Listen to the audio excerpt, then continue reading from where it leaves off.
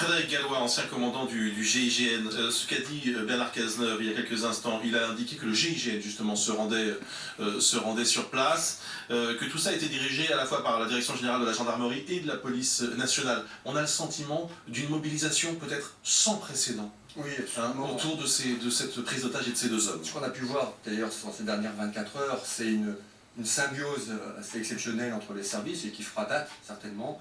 Il a été souligné l'engagement du directeur de la gendarmerie et du directeur de la police. Je souligne que le directeur de la gendarmerie est le général Favier.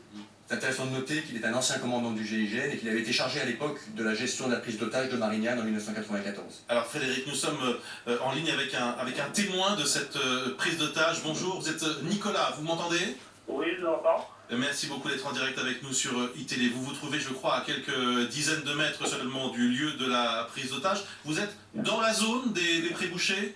Tout à fait, je suis à proximité. Il y a beaucoup de policiers tout autour qui nous font reculer afin de nous protéger. Est-ce que vous avez vu ce qui s'est passé ou entendu ce qui s'est passé il y a quelques minutes?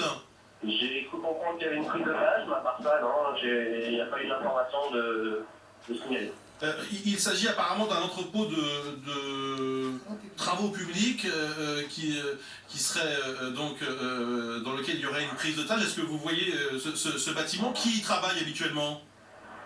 Je ne connais pas forcément cette société, donc c'est dans la zone, mais je ne sais pas. Est-ce que vous arrivez à voir le déploiement des forces de police, des forces de l'ordre autour de vous, à vue de nez comme ça, combien de véhicules, combien de policiers, de gendarmes sont sur place?